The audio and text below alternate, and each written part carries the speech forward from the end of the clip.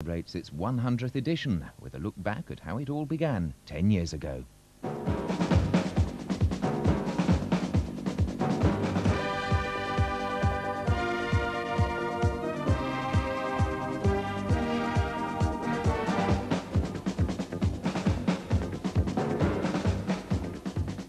Hello and welcome to Crimewatch UK. Now, if you've ever worried or complained about crime, this is your chance to do something about it. Good evening. We don't often get the chance to really celebrate on Crimewatch, but tonight we can make an exception. It's our 10th birthday and our 100th programme, and that was how our first broadcast began back in 1984. Later on, we'll be taking a look back at some of the 1,200 or so cases we've covered, which viewers have been directly responsible for solving. But first tonight, an unsolved murder, at least unsolved till now. The victim, Larry Burt from Ramsgate in Kent, was so well liked, according to a friend, we'll probably have to have St Paul's Cathedral for the funeral.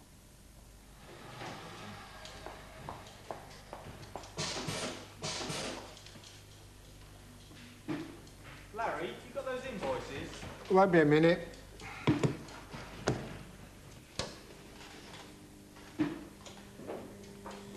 Janet, can you come and have a look at this? The dropout's far too high in this relay. You reckon it's that one? All right. Larry Burt worked as a quality assurance controller. Part of his job was to test products before they were sent out to clients.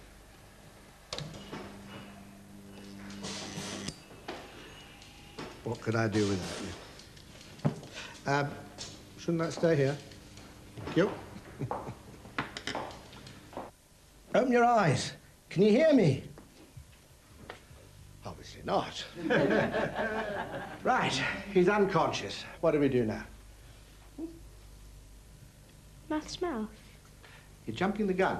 We've got to check for breathing first. Larry was a branch officer of the Red Cross and twice a year led courses in first aid. I run the Red Cross here in Margate. I very often help Larry with his lectures. He was full of fun, he was loved by his students, and many of them have stayed friends over the years. Now, clearly there's nothing happening in this poor chap. So, only then do you follow the ventilation procedures. Right, change the subject. I need a casualty. Who fancies being tied up? Jean? Oh, dear.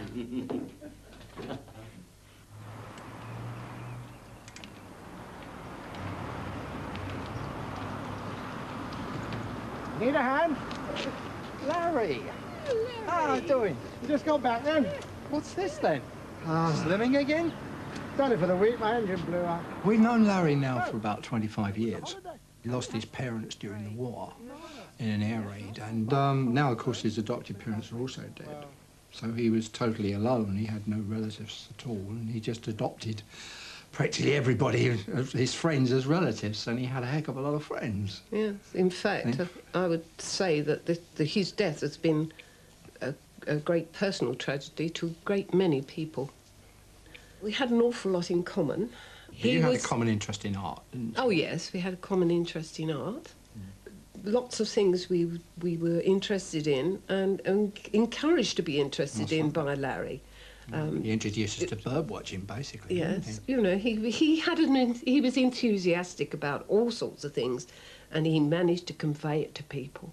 He had a zest for life, without a doubt. Oh, well, look, I won't see you tomorrow, because I'm going up London to have a mooch around. Gonna take this on the train. So, I'm going to see you Sunday, though. Right. Okay, fine. Bye. Yep. On Saturday, the 26th of February, Larry boarded the 9:52 from Dumpton Park to London. Morning tickets, please. Oh, sorry, cheap day return to Victoria, please. £15.70. Thank you. It's not known where in London Larry meant to visit, but he clearly intended to return that same day. Ticket. Morning tickets, please. 20 minutes later, the same guard, Ian Williams, remembers seeing someone sitting opposite Larry. Although I didn't see them talking, it looked to me as if I'd interrupted something. I remember she had a 5-day return London to Whitstable. Larry was just the sort of person who might have started up a conversation with a stranger. If that woman was you, and if he mentioned his plans for the day, it's obviously important. At any rate, please call us.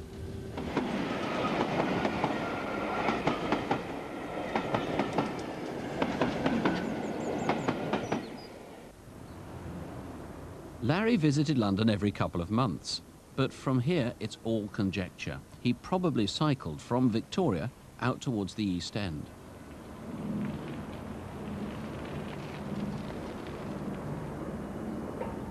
In the past, he's talked of visiting St. Catherine's Dock, as another of his interests was boats and chandlery.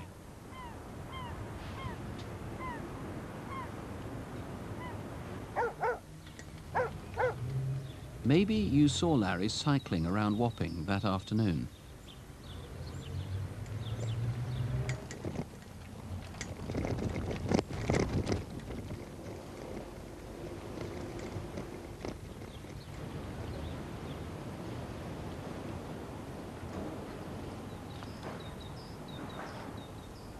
In Wapping High Street stands the Town of Ramsgate pub. Larry may have been there in the past. Did you see him here in February?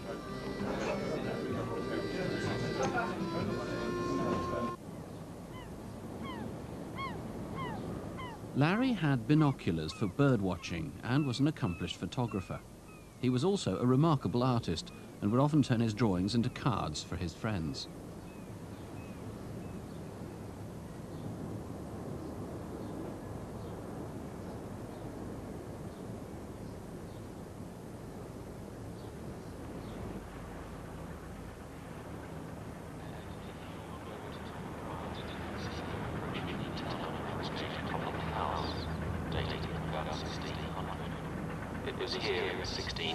Perhaps you noticed Larry by the river that afternoon. With his sketchpad, camera and binoculars, he would have been distinctive.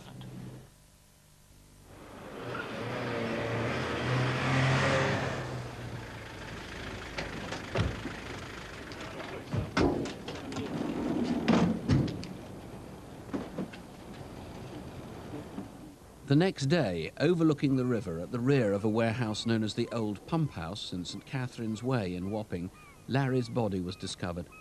It's likely he was murdered in this yard above the river, probably the day before. He'd been strangled.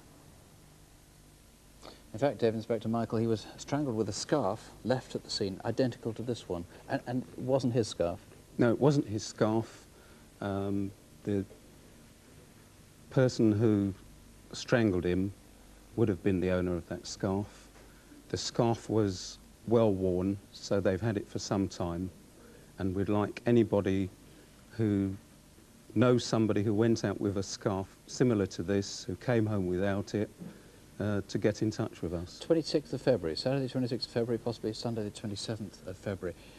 The bike that Larry had is missing. I mean, it's conceivable that whoever killed him came home with a bike as well. Tell us about that. Yeah, it's the metallic blue Man's Abbey Racer Tourer bicycle. It was modified since Larry had it, and it had chrome mudguards, back pannier, and the handlebar tape was blue. Now, what other things were taken? Because you suspect the motive is robbery, and quite a lot of belongings disappeared. There's a good chance. We would really like anybody who knows about the other missing property, which includes a Swallow binoculars, which is adjustable. Like these? That's correct. These are 8x21s. Yes, also a 35mm automatic compact camera with built-in zoom lens.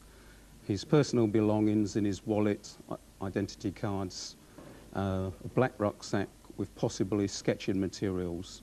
Anybody who's had this property, who knows anything about it, please get in touch with us. In truth, knowing that the stuff was stolen, they might be quite reluctant to get in touch with you if it's passed through their hands. They don't want to be done for receiving stolen property. Okay. Obviously, that's quite understandable, but really we're just concerned with Larry's murder, and we would encourage these people to come forward. Please get in touch with us. Now, since you don't know really where he went between Victoria Station and being found near St. Catherine's Dock, you need to find anybody who met him at all that day, or perhaps any other day in London when he was on his... We know he had a good knowledge of Wapping, the East End. Also, he had a broader knowledge of London. But anybody who was with him that weekend or knows anybody who was with Larry, please get in touch with us. Mr. Pater, thank you. If you can help in any way with this case, the number here in the studio is 0500 600 600, or you can ring the incident room direct. That's on 071 488 5241. 071 488 5241. When Crimewatch began 10 years back, we wondered how to cover crimes which had too few points of appeal to merit a full reconstruction. The answer was for police officers themselves to make brief appeals directly to the public. Incident Desk began with Chief Inspector David Hatcher and WPC Helen Phelps. Helen's now in Civvies. She joined the Crimewatch production team, and Mr. Hatcher, still with Kent Police, has been promoted. Here with our 100th edition of Incident Desk are Superintendent David Hatcher and Detective Constable Jackie Haynes. You may remember last month we asked for your help to find the killer of Barry Stubbings. He was murdered on Tuesday the 29th of March in Spitalfields, London. Well, since that appeal, we've uncovered new information from the night of the murder. This security video shows Barry with a man at around 8:30 that night in Artillery Passage near Liverpool Street Station. The man was wearing a baseball cap and a dark bomber-style jacket. Do you recognise him? Unfortunately, the video is rather obscured by the captions, but we'll take another look at him in a minute. Shortly before, this man was walking towards Barry in the direction of the station. If that was you, you'll have vital information. Remember, it was 8:30 p.m, and as we can see, Barry and the man appear moments later. As they cross the road, the video reveals a crowd of people near the pavement. We believe this was part of a Jack the Ripper walking tour, who must also have seen the two men. So please, if you can help, call us here in the studio on 0500 600 600, or ring the incident room direct on 071 488 6663. That's 071 488 6663. Jason Comerford was 21 when he was killed this year in Manchester. He lived alone and worked locally at a textile company. At around 2:45 a.m. on Friday the 25th of February, Jason was stabbed near the corner of George Leeds Street and Great Ancoat Street. A short time earlier, he was seen talking to a man near the Daily Express building. If that was you, please come forward. The knife used in the attack is distinctive. It has a black Teflon-coated blade with the words "The Hunter" printed on the handle. We'd like to talk to anyone in the Manchester area who recognises it. A substantial reward is being offered, so if you know anything about the knife or the attack, please call Greater Manchester Police on 061 856 5454. That's 061, the code for Manchester, 856 5454. Next, we need your help to solve a series of armed robberies in South London. Since November, two similar hold-ups have occurred at post offices in Wimbledon and Hampton. The most recent happened in Tangley Shopping Centre, Hampton, on Monday the 18th of April. On this occasion, the robbers escaped in this beige Mini, which they drove through crowds of shoppers in the pedestrianised precinct. If you saw it, you'd remember it because the cash box security system had been activated and red smoke was billowing from the car. The gunman is distinctive. He's 6'3" and was wearing a tweed trilby hat. He's between 40 and 45, has dark hair and is heavily built. If you have any information or you recognise the man, please call the Metropolitan Police on 081 577 4371. That's 081 577 4371. Most of us are very unlikely to become the victims of serious crime, but in our next case, lightning struck twice. Our reconstruction takes place at Oddie Wilson's Jewellers in Harrogate.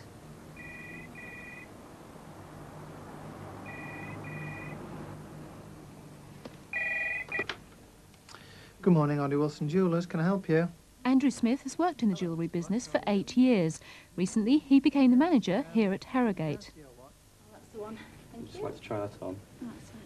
This is 11:45. A group of 4 customers were looking at engagement rings. If that was you, you may have valuable information. Well, as the manager, I'd usually spend Monday morning doing paperwork, but on this particular day, it was a little bit busy downstairs. Thanks. Bye-bye.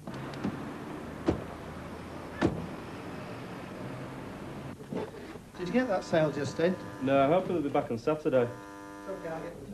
When I saw the man at the doorway, I just thought he looked like one of the jewellery reps, really.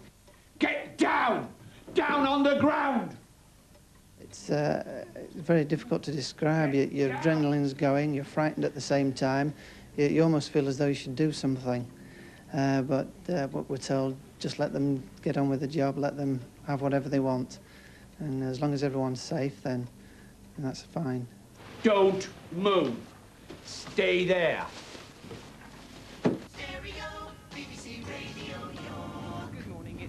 I was just on my way home from town after I'd picked up a few bits and bobs, driving past the jeweller's shop on King's Road, and I noticed something going on inside. I saw a man, and he was grabbing things from the display and kept looking over his shoulder. I got quite scared and my legs started to shake with fear. I knew I had to get help. I drove off to the first place I could stop to call the police. We've got enough, we've got enough. Plenty of time, BJ. Plenty of time. Stuart Marshall was on his way to work at Harrogate Turkish Baths. He saw the robbers drive up King's Road towards Harrogate Conference Centre. There was a pram and nursery fair on and the town was very busy. I memorised the car registration number and carried on walking and noticed that Oddie Wilson's jeweller's window had been wrecked. The robbers abandoned their car half a mile away in Studley Road. When I saw they'd pulled up next to my dad's Jag, I thought he'd be mad because he'd taken his parking space. I saw them walk off through the ginnel. Since that latest robbery, obviously security arrangements have been changed at the shop. We're particularly interested in hearing from anyone who recognises the gunman. He's between 40 and 45, about 5'10", heavily built with a ruddy complexion. He referred to his accomplice as BJ, so if you know anyone of that name, please do call. Their getaway car was parked on King's Road at around 11:45. It's a silver Vauxhall Cavalier that had been stolen 10 days earlier from Hexham in Northumbria. It was bearing false plates, J324DGH. Do you remember making them up? That's J324DGH. Oddie Wilson's has been targeted twice in the past 6 months, and similarities between both robberies suggest they're connected. As we've just seen, the latest attack happened in broad daylight on a busy market day in Harrogate Town Centre. Someone must have seen something.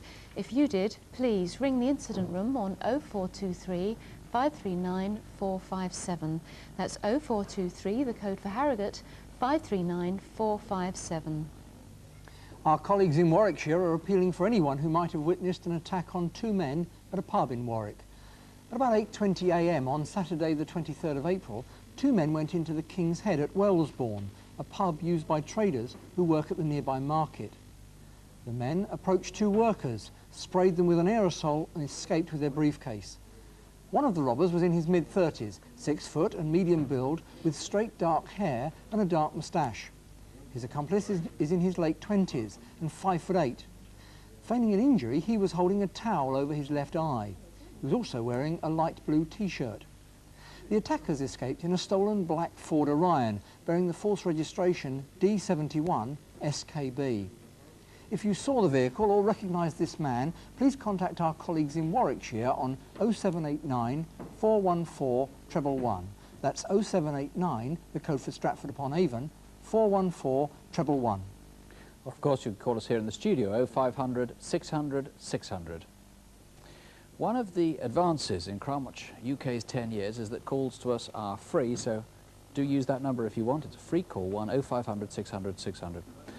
Last month, Aladdin's Cave proved successful once again at reuniting owners with their cherished possessions. We featured a small part of the gigantic haul recovered by the Metropolitan Police in their Operation Bumblebee. So far, 15 pieces we've shown have been identified, including an enamel on copperwork that turned out to have been stolen from the Royal College of Surgeons. A couple in Cornwall saw a painting of theirs. They drove up to London to collect it, and there they found another item that was theirs. If you're in London, you might like to go to the next Operation Bumblebee Roadshow, which features thousands of recovered items. It's on the 23rd to the 24th of June at Fairfield Halls in Wellesley Road in Croydon. As we say quite often on this programme, cases where a person is murdered by someone unknown to them are very rare. Our next appeal is sadly one of the exceptions. We've changed the name of the key witness in the reconstruction which follows, which takes place in Wakefield on the day of the murder. It's Tuesday, 15th of March.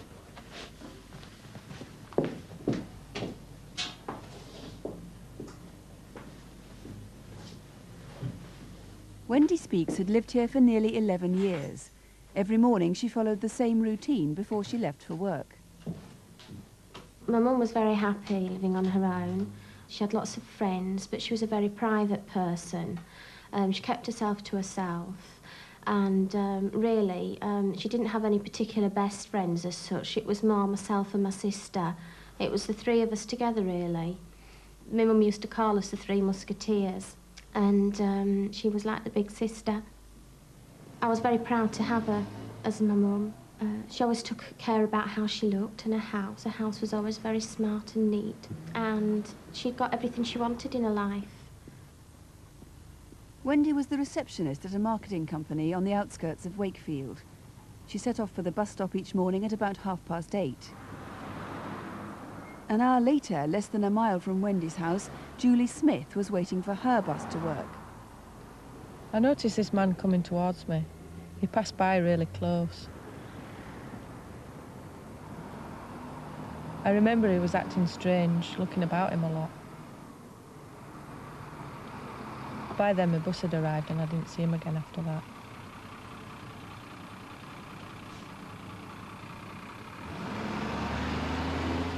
Look, I'm sorry about this, David. It's just that with Tracy living down south and I'm 52 next birthday. Recently, Wendy had decided to leave Wakefield, and at work that afternoon she handed in her notice. And thanks for all the work you've done for us. Oh, thanks, David. Thank you. It's now 5 o'clock. Julie had finished work and was on her way home.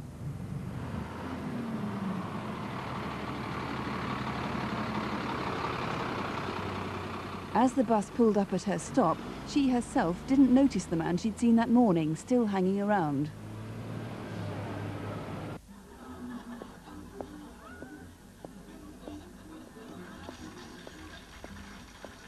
I realised that he was watching the young lady what lives next door, and he stood there for a moment.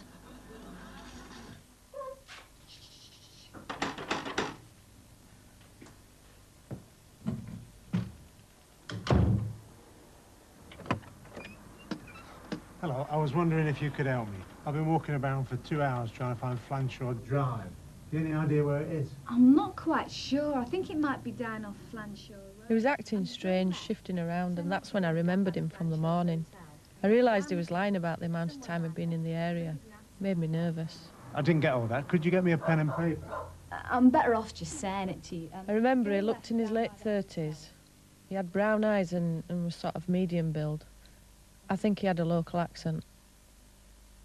Turn left down by the hotel. By now I was really scared and I didn't know what I was saying. I thought he might push me inside. Could I come in and use your phone? No, definitely not. Anyway, my boyfriend's in the kitchen and he wouldn't like it. Look, I'm really sorry. I can't help you anymore.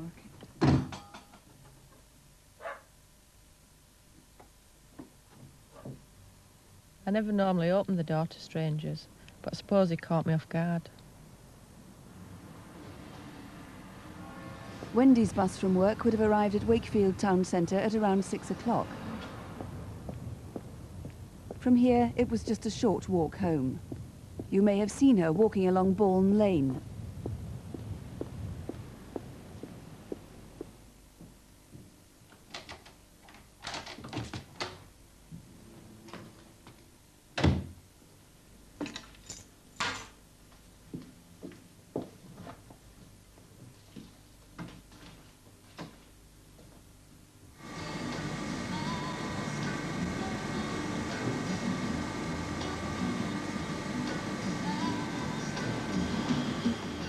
This silk screen printer was nearing the end of his shift.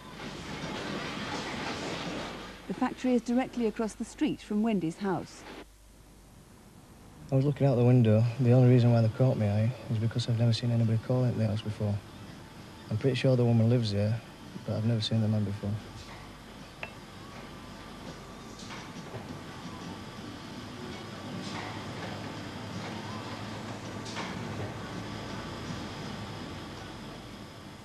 Perhaps the man was going through the same routine. Perhaps he'd asked Wendy for pen and paper. Hey!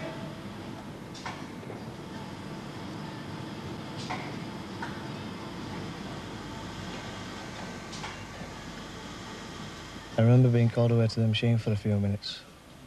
When I returned to the window, the guy was leaving.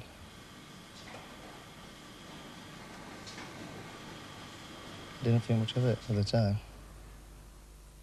Wendy's body was discovered the next day when she failed to turn up for work. She'd been stabbed several times. One pair of blue shoes. A pair of shoes at the scene didn't belong to Wendy. And some of Wendy's own shoes had been disturbed. We've all been affected so deeply, it's more than you ever imagine. Our life is just on hold, really, until the man responsible is caught. Some days we're very angry, and some days we're just numb. And it's just my mum was such a big part of our lives that it's just difficult to see how your life can be normal again. Is this working? I just miss her all the time. She's on my mind all the time. And may the love you share today be always of the best. These moments you will treasure because they mean the most. So let us raise our glasses while I propose a toast to the bride and groom. Bride and groom. Well, that was just last September at Wendy's daughter's wedding. Detective Superintendent Taylor, what was the motive for Wendy's death? I'm quite satisfied that when this man knocked on Wendy's door, his intention was to sexually assault her, which he did, and kill her. And he came prepared and brought certain items with him to do that. One of those items was a pair of shoes. What's the significance of those shoes? Well, the shoes are vitally important to the inquiry, and it is very important that we find the owner of these shoes. They were left outside a charity shop in Wakefield on Saturday, the 12th of March. The assistant at the shop found them in a bag outside, took them in, priced them up, and placed them on the shelf, and does remember a man purchasing them later on in the day. So that was just 3 days before the murder? That's right, yes. Do you know what size these are? No. Could you try them on for me, please? Do you mind? No.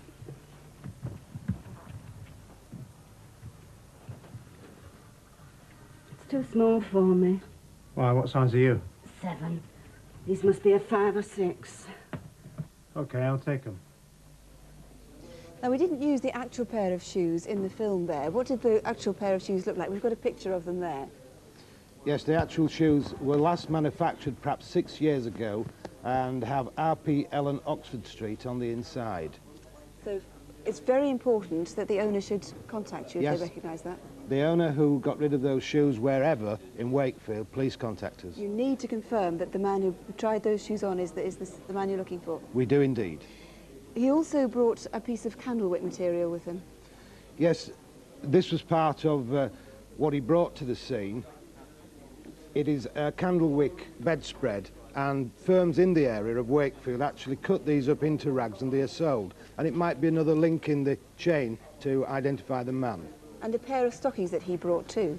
Yes, he prepared a pair of stockings and tied loops in them about 15 inches down from the top, which, although he didn't use them, would have fitted over someone's wrists. And it may be that someone in the past can piece that together. What sort of man do you think would commit a crime like this? Well, we've spoken to offender profilers and witnesses, and we've put together what we think is a picture of this man. He didn't alarm Wendy, so he would be of normal appearance and voice. Normal intelligence. I think that he may be local, although I don't discount that he could be just a visitor to the area. One of the witnesses described the possibility of some dark bands around the top of the arms on his bomber-style jacket, which is the same as the prison service issue, and therefore he may have been a previous offender for sexual offences. And the most disturbing part of all is that it may form part of a series and he could well strike again. So you think there may be a prison connection and that he may want to commit more crimes like this, which means it's really important to find him. What does he look like? It's very disturbing, yes. His description is of a man 35 to 45, 5'6" to 5'9". He is receding with short light brown hair and greyish and balding. I believe he had a Yorkshire accent too. Yes, he did have a Yorkshire accent, and what we are seeking to achieve from Crimewatch this evening is to put all the pieces together of the stockings, the candlewick material, the description, and hopefully somebody can ring in and put a name to this man who must be caught. Right, well, if any of those details seem at all familiar to you, I can't stress too much, please don't hesitate to ring. It's important to find this man as soon as possible.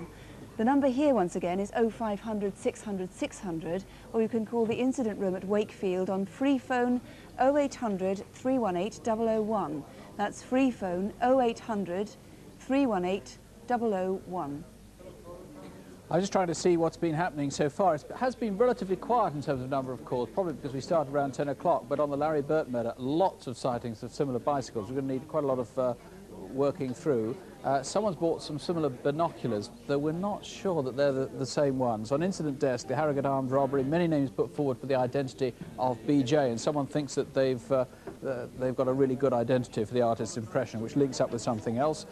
On the Jason Comerford murder, possible identity of the owner of the knife which we were talking about, and the market trader attack, possible sightings in the Midlands that may tie in with other things that we know. It's too soon to say how successful last month's reconstructions will turn out to be. Let's start with the murder of Shirley Leach in Bury in Manchester. Hey, Darren, it's my favourite. Listen, who's it by again? It's that Culture Club. Oh no, Gran, it's Culture Beat. Culture Beat, that's it. Hey. This case may have been linked with another attack now elsewhere in England, and there are 20 leads still active because of the Crimewatch appeal. Next, the Preston supermarket raid. There's no more! You've got it all! About 50 names are now being checked, and 2 of them look very promising. There are no arrests so far. On photocall, though, 2 direct results. A man wanted in connection with a death was traced from Manchester to London and gave himself up to the police. He's been charged with 2 offences. And another man wanted in connection with a deception was traced from Yorkshire down to Bournemouth. Several viewers saw him at a pub and also in a bookies nearby. He's been charged with obtaining property by deception. The 2 other photocall cases have both made great progress because of viewers' calls. More on them, we hope, next month. Now, with our 100th edition, in fact, it's the 97th of photocall, our Superintendent David Hatcher and Detective Constable Jackie Hames with this month's photocall faces. Does this man look familiar? He's Robert Hawkes, and officers in Northumbria would like to speak to him in connection with a series of deceptions. Since September last year, a number of people have lost thousands of pounds when purchasing and selling classic and high-performance cars. They've been lured to several locations on the continent by a man using different names. Robert Hawkes is 45, 6'1", and often wears gold-rimmed glasses. He sometimes uses the name David Sully. If you know where he is, ring us tonight. If you know this man, our colleagues in Lancashire would like to hear from you. Here he is, just before noon on February the 26th at a National and Provincial Building Society in Blackburn. Armed with a revolver, he demanded money from the cashier, placed it in a white carrier bag and made his escape. He's around 40, 5'9", with dark hair and was wearing a blue padded jacket with a white flash on the sleeve. If you know who he is, call us now. Do you recognise this couple? Our colleagues in Manchester would like to speak to them in connection with a serious attack. In the early hours of Sunday the 30th of January, this woman went to a petrol station in Farnworth, Bolton. She left the garage with a male passenger in a green Vauxhall Cavalier, registration UND 804X. A short time later, 2 men were attacked in a nearby street. They both received serious facial wounds which needed several hours' surgery. The passenger in the green Cavalier is in his early 30s, 6 foot with dark cropped receding hair. The woman is about 25, 5'4", with fair shoulder-length hair. If you recognise either of them, please call. If you work in the textile industry, you may have come across this man. He's Gulzar Ahmed, and colleagues in the northwest of England would like to speak to him in connection with a series of deceptions. During the past 4 years, colleagues in Greater Manchester, West Yorkshire and Cumbria have been investigating 5 companies who traded in fabrics obtained fraudulently. As a result, all 5 companies have been closed down. Gulzar Ahmed is 33 years old, 5'3", of slim build with dark hair and a moustache. He recently used the alias Shah Mumtaz. If you know where he is or can help with any of our photocall faces, please call us now. And here's the number for any of our cases, 0500 600 600. Our free call number, 0500 600 600. Well, 10 years. 10 years from what started out as an experiment in social action, public service broadcasting. We've learned a great deal in those 10 years, that giving viewers patterns of evidence is far more important than individual clues, even very good ones. People need to see that all the pieces of the picture fit together. We've learned that real crime is far stranger than fiction. You simply wouldn't believe the plots if someone wrote them for a thriller. Sherlock Holmes, eat your heart out. It all does seem a long, long time since Crimewatch started. Standby studio. Run BT1. In Crimewatch UK. Okay, we're on air.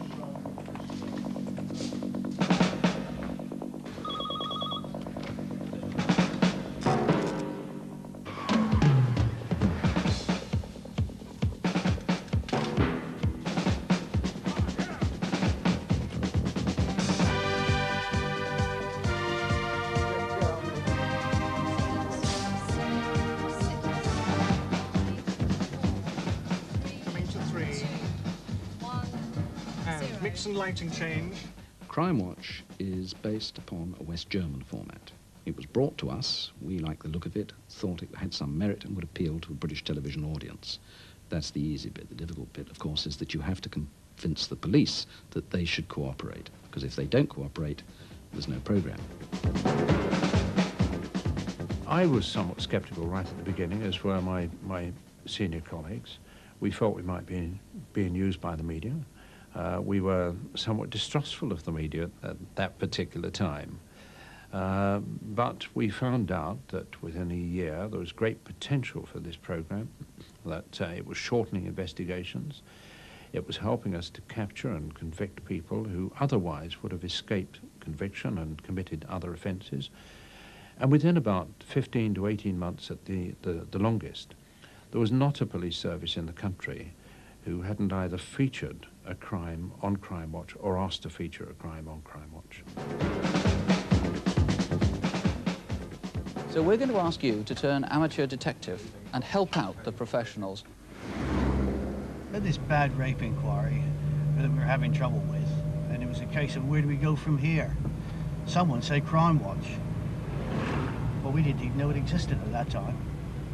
So he said, well, get your backside up there and see what you can do. So we did. Crimewatch.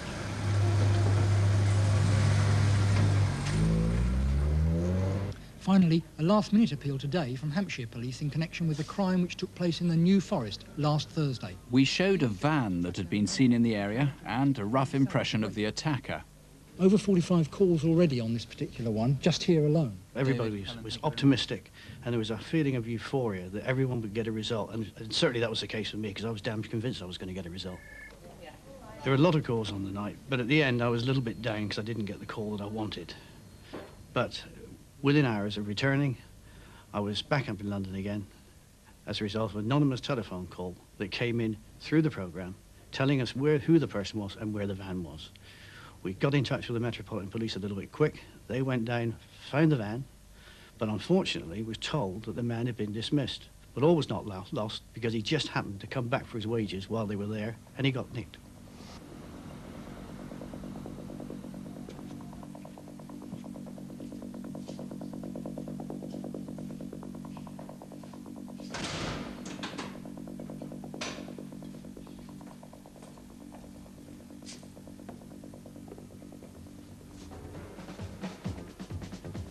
Hello and welcome back. The response to Crimewatch this month has been enormous. The phones have been humming. It's been a very exciting evening here so far. We've been taking a rather low volume of calls here tonight. We've had a hectic evening here and we've had an overwhelming response. We've had a particularly large number of calls here this evening. It's been ghostly quiet the last half hour here, which perhaps given the time is not all that surprising. From what was actually quite a slow start, we've now had a flood of calls on all our cases. Right from the start, Crimewatch worked. Viewers amazed us by their ability to remember obscure details from months ago or sometimes even years ago. By programme 3, we had 9 million viewers. But we discovered size isn't everything. One particular night, the audience slumped to just 3 million. Good evening. On behalf of the BBC, I'd like to welcome you all here tonight to Television Centre and to this edition of Crimewatch UK. I know that we've all been very concerned about events in the Gulf today, and I can now confirm that BBC One is going to be given over entirely to the outbreak of war tonight. But we have been given a slot on BBC Two. We began to feel almost as if the fates were stacked against us. And I remember the feeling of disappointment when we were told that we were being moved from BBC One and the reason why. I remember saying to one of my detectives, who on earth is going to want to watch Crimewatch on the day war broke out in the Gulf? Inspector Allen had come to Crimewatch as a last resort. His case was one of murder, the death of a retired headmaster in South London. 1 minute left on interview, Sue. Certain items were missing from the house. The switch to BBC Two found a witness who might have missed the programme had it been on BBC One as normal. And when D.I. Allen mentioned a television set that had been stolen from the victim's home, she checked her new TV. Just get up now and look on the back and see what the serial numbers are. And if they match these, please telephone us now. I can tell those people they will be granted immunity from any prosecution, provided they can help us. We were overjoyed. It transpired that she'd bought the television set a couple of weeks previously from a local lad. This fitted in with everything we had done so far and was the final piece of evidence we needed. And as a direct result, 2 men were arrested on the 30th of January 91 and later charged with the murder of Ronald Harrison.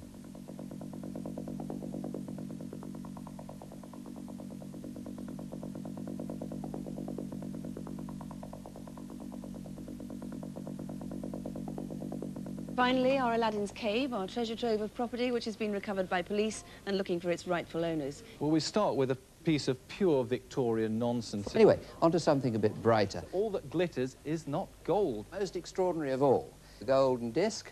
Well, Nigel Hayter Preston was not only watching, he rang the programme, got in his car, jumped in it, and he's just arrived in the studio.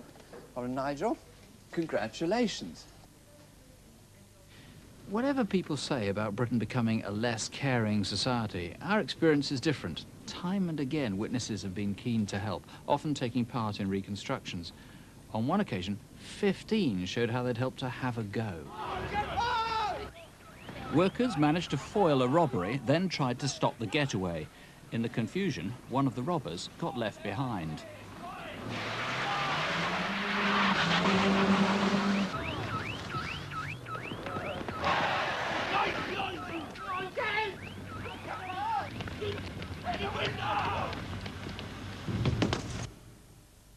Our business is in replacing side windows of cars. And the police often come to us before and after a theft. And this one was sparking the grey cells. And we thought to ourselves, perhaps we changed this piece of glass. So we checked our records. We had changed a piece of glass similar to that at the time of the robbery. And so we rang the police. The car was traced to a hire company and the hirer traced to Ireland. 2 men were arrested.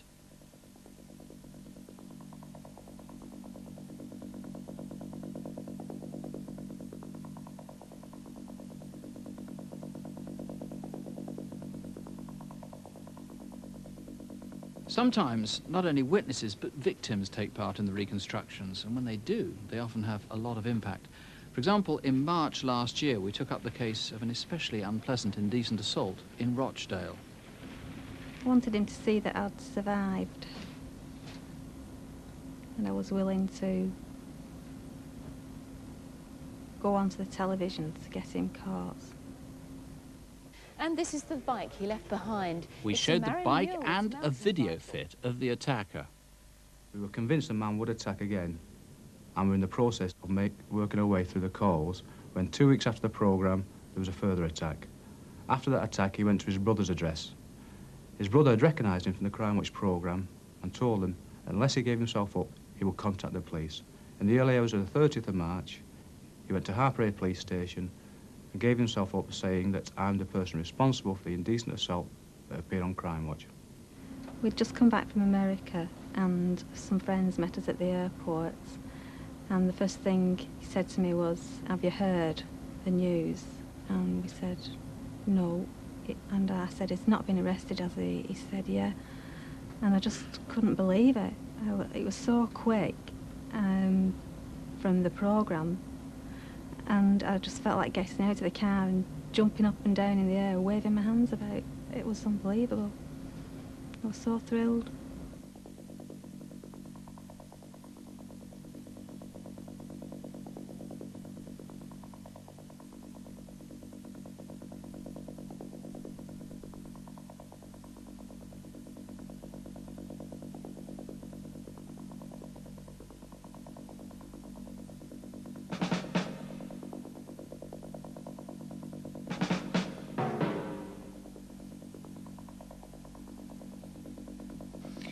Finding people when we have pictures of their faces is one thing, but of course having voices has proved equally effective. For example, Michael Sams was recognised when we showed an artist's impression and with it played a tape-recorded phone call. He was the man that murdered Julie Dart and kidnapped Stephanie Slater. On the night of the Crimewatch programme, I was in a hotel in the Isle of Wight, and all afternoon I'd sort of been watching the clock, and it'll be on in a few hours, and it was a great feeling of anticipation, and how will it go, and will people ring in, will anybody recognise him? In a few minutes you'll hear the voice of the man who kidnapped Stephanie Slater. It's the voice of someone who may well have been involved in other major crimes, of course, including murder. For the first time, you can now hear what he sounds like. Then they played the recording of his voice. I think that was probably the worst moment, because hearing it again, his voice was all I ever knew, you see. I never saw him. I can remember thinking, come on, please, somebody know him. The feeling was not that of celebration, it was that of relief more than anything. And I sat there and I thought, well, do I want to scream and shout and be happy? Do I want to cry? Do I want to laugh? What? And nothing came. No emotion came. It was just a numb feeling. But beneath the numbness was the overwhelming feeling of relief.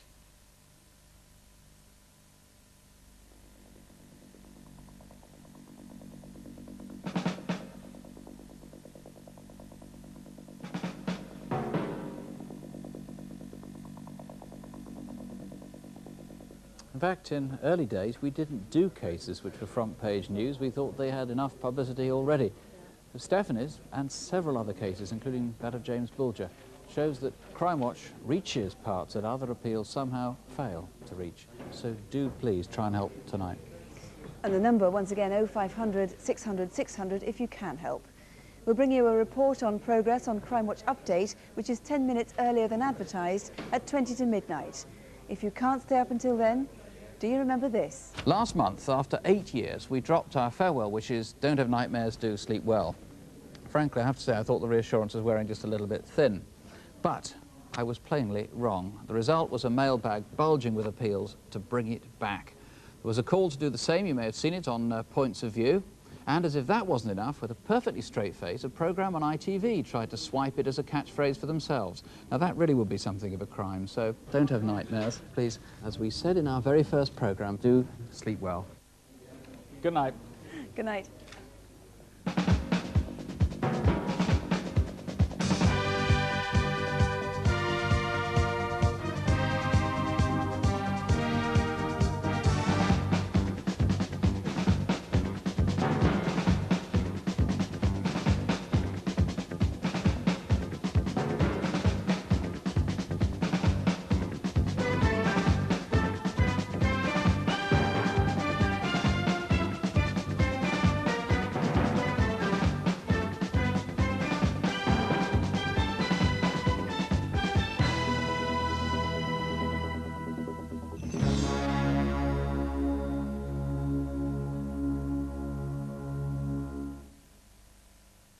On Wednesday, Inside Story goes to